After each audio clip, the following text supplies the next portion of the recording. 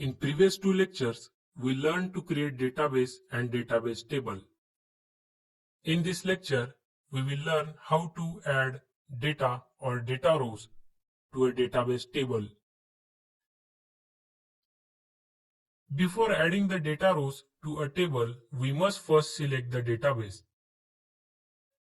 The SQL statement to add the data row or add new record in a database table is insert into table name, values, value 1, value 2, value 3, and so on. The another method to insert new row in a table is insert into table name, column 1, column 2, column 3, and so on, values, value 1, value 2, value 3, and so on. In first method, we must provide all the column values in the sequence. While in the second method, you can add the values to only selected columns. The second method is more convenient. Let's learn how to insert data rows in a table with some practical examples. Here I have logged in my MySQL database server using my root username and password. First thing first, let's select the database by using SQL statement. Use school and display existing tables in the school database by using SQL statement. Show tables.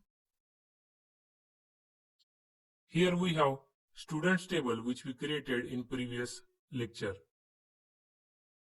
If you followed the previous lecture and deleted students table, make sure to create the table again. Now let's add new data row to the table by using SQL statement.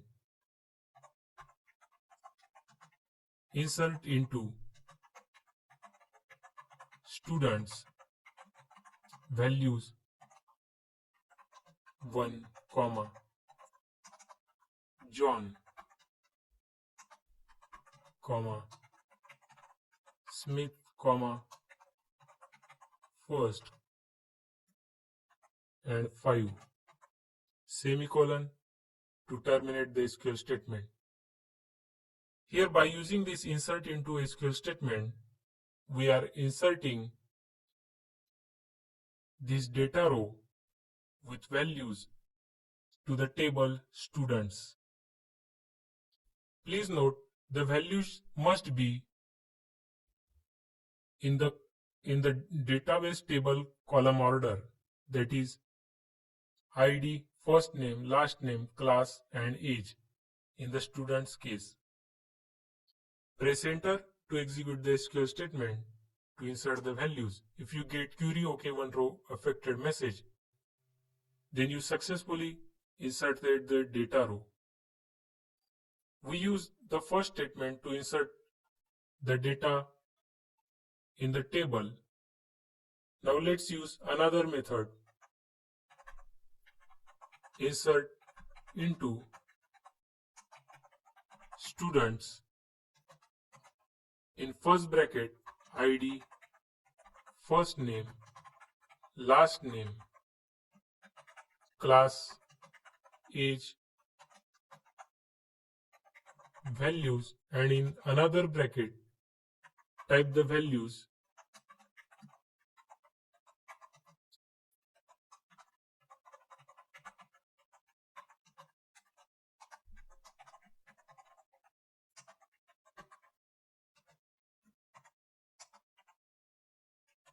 bracket complete, semicolon to terminate the SQL statement.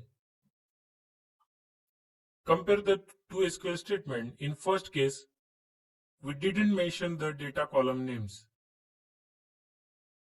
In second SQL statement, we mentioned in first bracket we mentioned table columns like ID, first name, last name, class, age, and the respective values in second bracket. Press enter to execute the statement, and again we inserted another row. If you get query OK one row affected message, then we successfully inserted another data row. We can also add multiple values using the same method like insert into students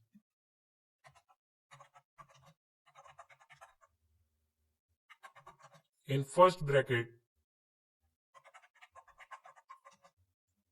type the table columns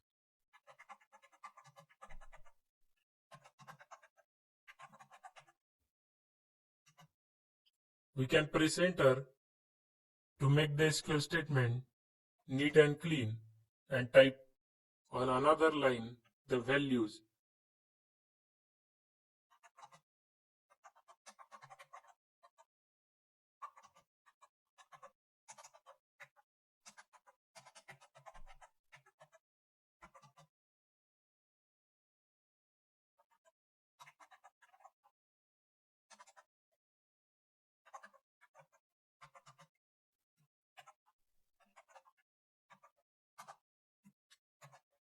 And one more row.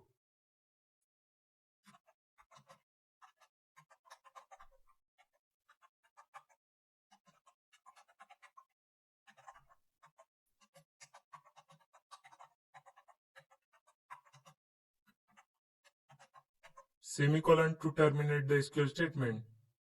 Press enter, and this time we inserted two rows using the one SQL statement. Let's check if the rows were successfully added in the database table. The SQL statement to display all the rows in a database table is select star from